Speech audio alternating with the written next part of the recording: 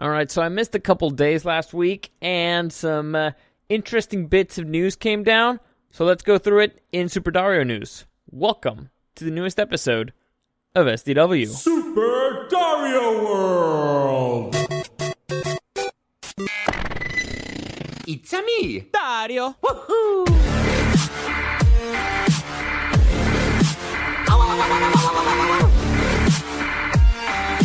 Let's go! All right, so the 10th anniversary show has come and gone, so I'm finally free.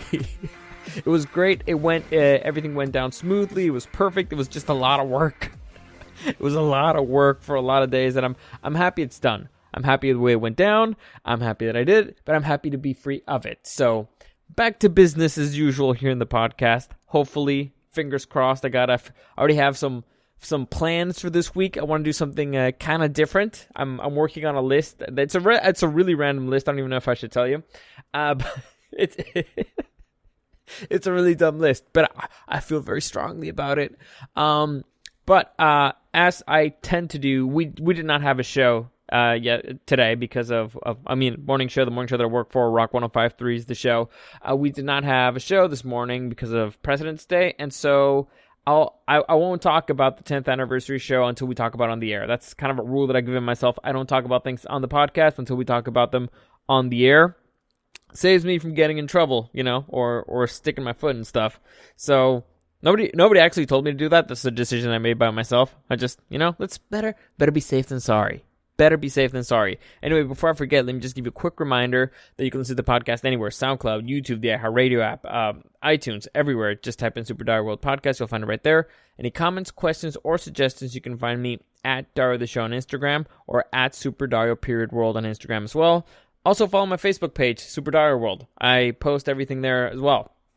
So, there was a few interesting bits of news, quite a few of them, and I'll try to go through them really quickly. First off, for those of you who've seen Birds of Prey, I'll start with the news. Birds of Prey is officially not Birds of Prey anymore. The DC has officially renamed the movie Harley Quinn Birds of Prey in hopes of maybe saving the box office results from it. So far, looks like it might have worked. It recovered a little bit, but we'll see. So rebranding the movie, instead of being Harley Quinn and the fantabulous blah blah blah emancipation of Harley Quinn, they switched it to Harley Quinn Birds of Prey. For those of you who've seen the movie and reached out, I told you so. I told you so. I told you so. Because most of them agree, yeah, I should have saved my money. But then again, I do need to mention, most of the people who reached out are Batman people. They know the story, and they were like, it's disgustingly bad. It hurts them. It hurt them really deep inside. So I'm sorry I tried to warn you. I'm sorry I tried to warn you. I try to be fair with these things. I try to be objective. And sorry you wasted your money. I tried. Sorry, I tried. I also wanted to help save you, from getting an aneurysm watching it or something. Or what did I have? I got a hernia watching it. It was very, very stressful for me. Anywho, they switched the name. We'll see how it goes. To me, it was still not worth your money. Anywho, another bit of news. This is bad news, but I saw it coming. Director, Academy Award-winning director. Now, he didn't win it for directing. He won it for writing, but now he's officially an Academy Award winner. Taika Waititi, who you may know from the Thor movies, he directed them. He also voices the Rock dude. I can't remember his name right now, but he's the Rock. He's the Rock fellow. He has great puns. He's also New Zealander. He has a New Zealand accent, which is hysterical. A little bit. He gives you a little bit of rock humor. Bro, I don't remember his name right now. I can't for the life of me remember his name. Anywho, he was set to at least produce or direct the adaptation of the anime classic Akira, and we just got an update from him. So here it is from Taika Waititi himself. This is what he had to say about the. Is it still? I don't know. This is what he had to say about Akira. The whole thing went on hold. We had to keep pushing the dates, and it encroached on the Thor dates, which were immovable. So Akira ended up shifting 2 years down the track post Thor. So I'm not sure if even in 2 years it'd be. I don't know what I'm doing in 2 fucking days. I think eventually it'll happen, but just not sure if I'll be doing it. All right, that's end quote. So basically, it's not going to happen. All right, if something gets pushed off that far back, it means it's not going to happen. And this is him definitely saying, yeah, it's not going to be me. It's not going to be me. So, sorry. And this goes into a rant that I had earlier on this year. Live-action adaptations of animated films do not work out. They do not work out. And whenever they do end up getting made, the movies are usually pretty bad. So, also, I really enjoyed that apparently some fans, they paid to have some, I think a plane flew over the Oscars asking for an Alita Battle Angel 2. So, I'm telling you, watch Alita Battle Angel. It's actually a pretty legit film. It's the best adaptation of manga, live action adaptation of a manga or anime movie that I've seen. It's pretty good. Highly recommend it. Anywho, so yeah, Taika Waititi basically saying it's done, it's over. At least I'm not doing it. So yeah, sorry for all the fans. Sorry for all the people who are excited to see it. But you fucked. So yeah, bad news there. On a high note, though, this actually, it warmed my heart to read this piece of news. Actor, you may remember him, Rick Moranis. All right, Rick Moranis was huge in the 80s and 60s. You might the 80s and 90s. You might remember him from a little thing called, I don't know, Ghostbusters, a little movie called Spaceballs.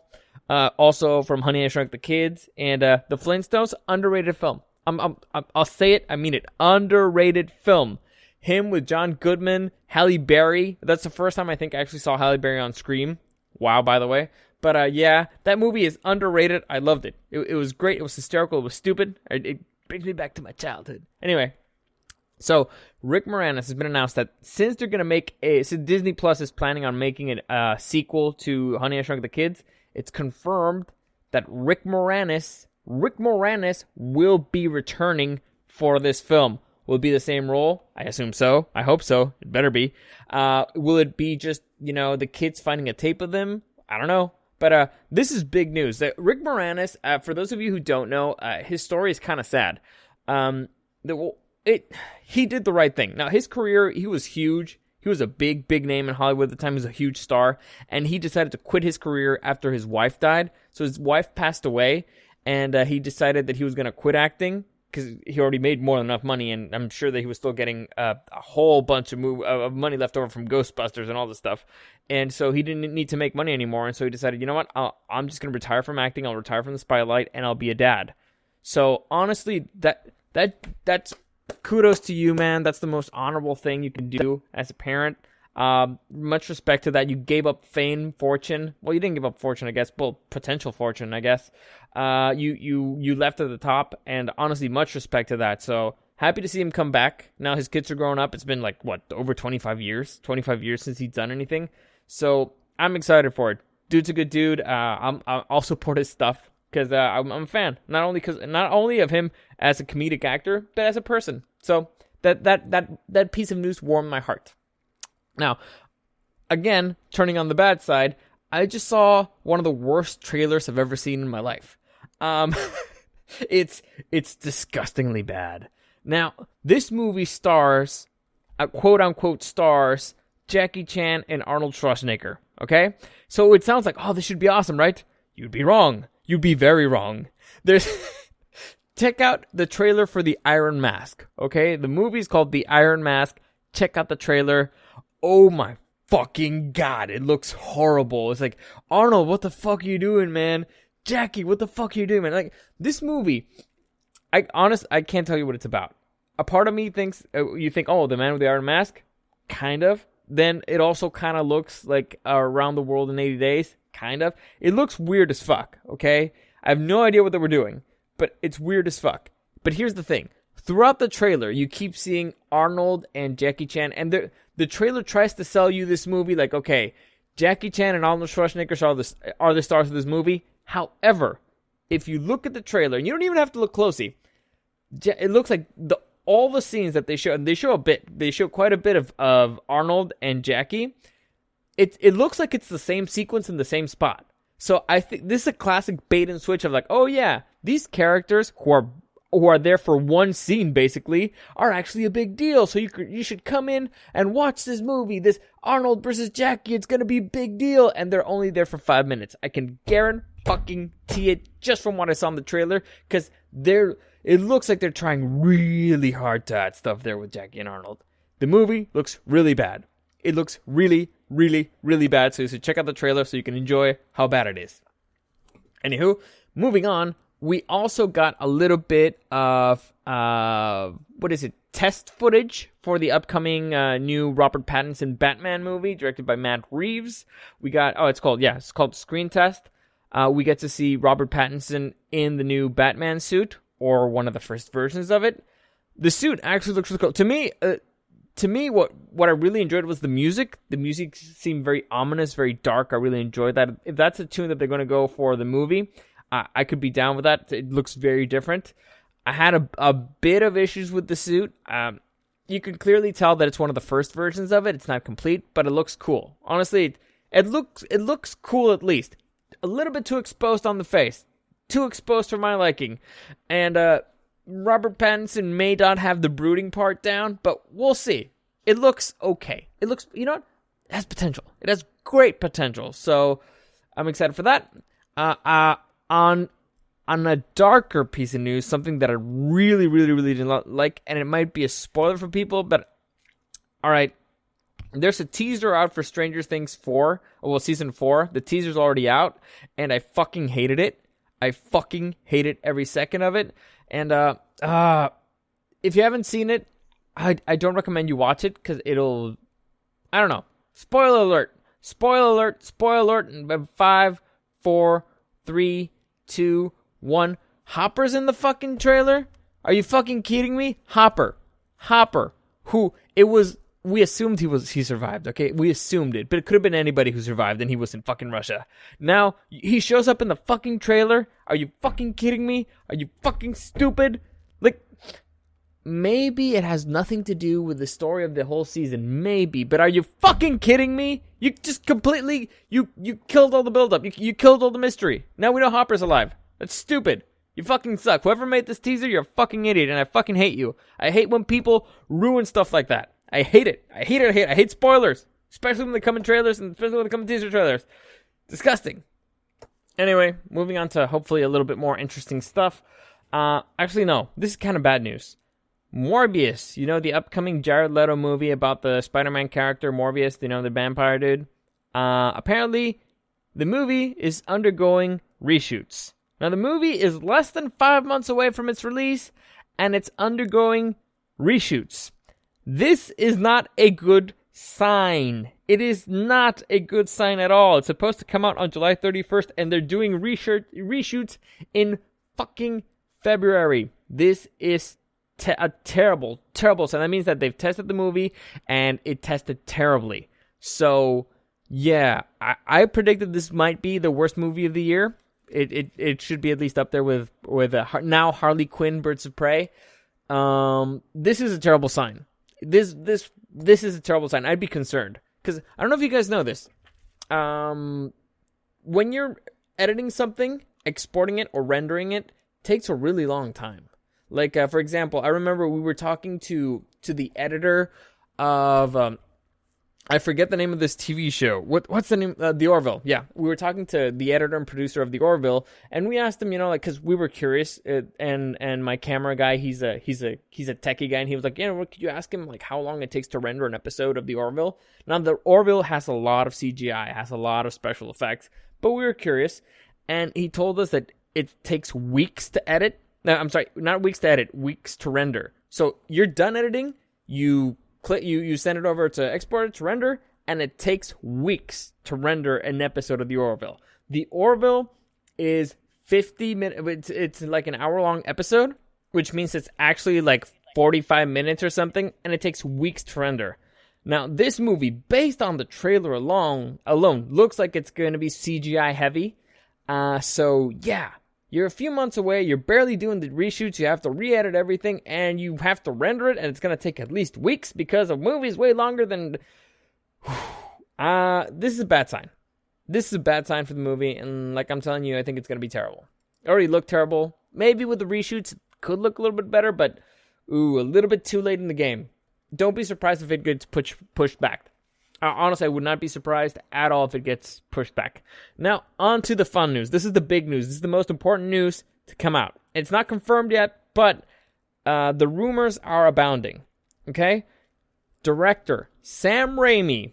Sam fucking Raimi, who directed all the original Spider-Man movies, the ones with Tobey Maguire, allegedly is in talks to direct the second Doctor Strange movie, the sequel, Doctor Strange in the Multiverse of Madness, and this is fucking huge. Now, the obvious one is, if you're talking about the multiverse, and you're talking about Sam Raimi, who directed Spider-Man, there's a possibility that Tobey Maguire might return to Spider-Man, which is great, which would be awesome.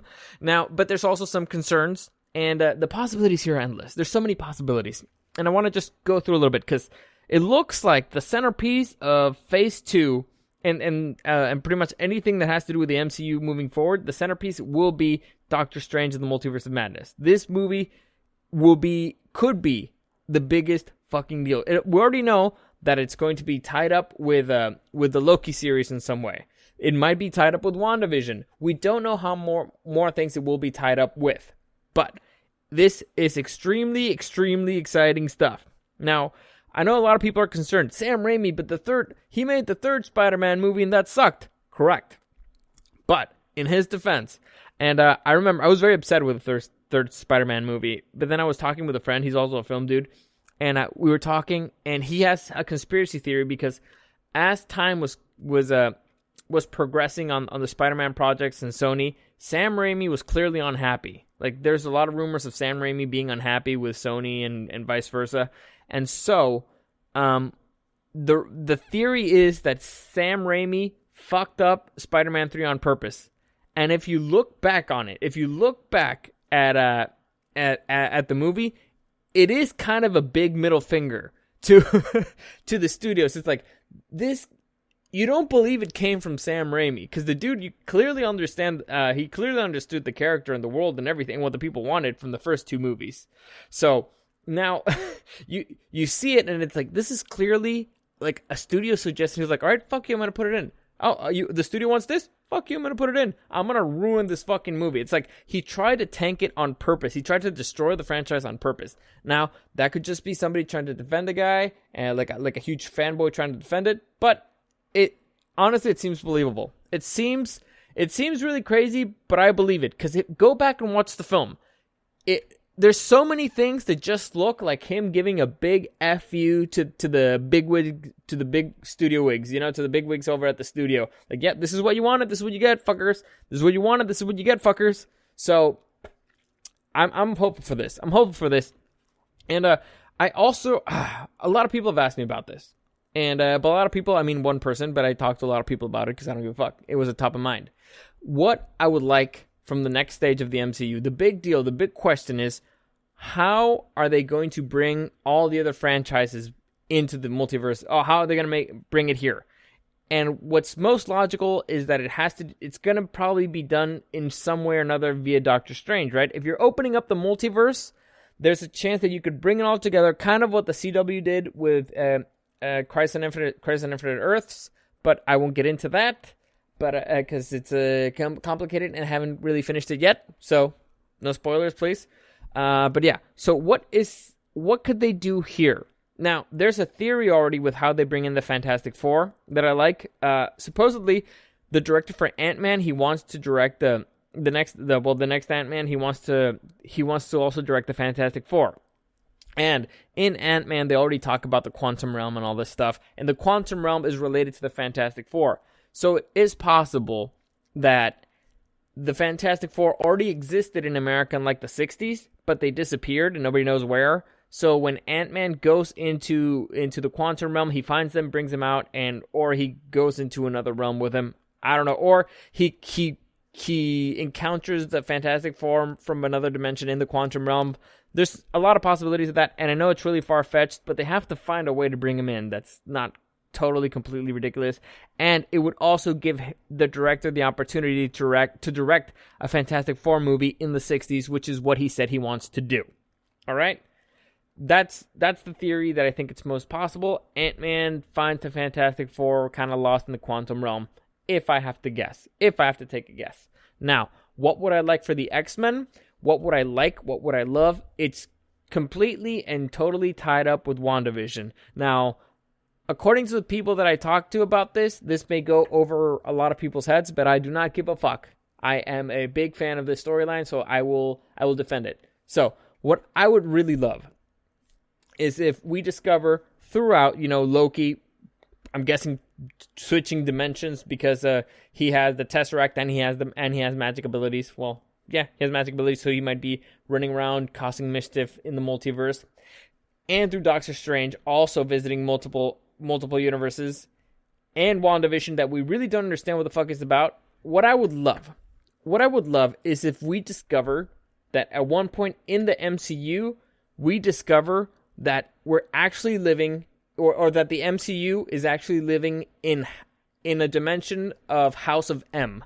Now, for those of you who don't remember House of M, or who don't know what the hell House of M is, it's a storyline from the X-Men that basically shows you how powerful Scarlet Witch is.